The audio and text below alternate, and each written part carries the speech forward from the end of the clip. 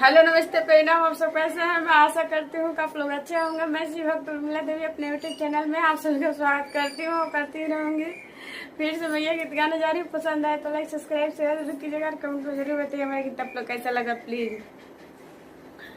नीक लागेला हो बड़ा नीक लागेला हो बड़ा नीक लागेला दुर्गा मैया के पंडलवा बड़ी नीक लागेला दुर्गा मैया के पंडलवा बड़ा नीक लागेला नीक लागेला हो बड़ा नीक लागेला हो बड़ा नीक लागेला दुर्गा मैया के चुंदरिया बड़ा नीक लागेला दुर्गा मैया के चुंदरिया बड़ा नीक लागेला मैया मैहर वाली के मही माया परबा बड़ा नीक लागेला मैया धावे वाली के मही माया परबा बड़ा नीक लागेला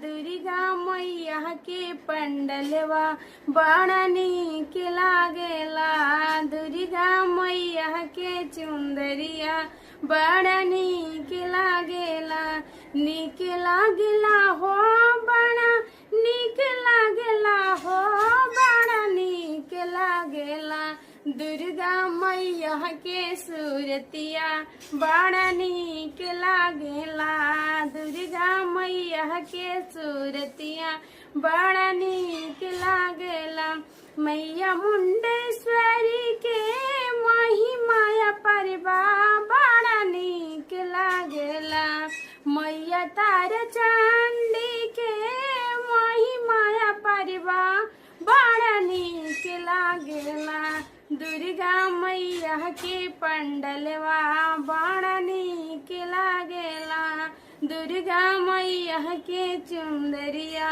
बड़ा नीक लागेला नीक लागेला हो बड़ा नीक लागेला हो बड़ा नीक लागेला दुर्गा मैया के मूर्तिया बड़ा नीक लागेला दुर्गा मैया के सूरतिया बड़ा नीक लागेला।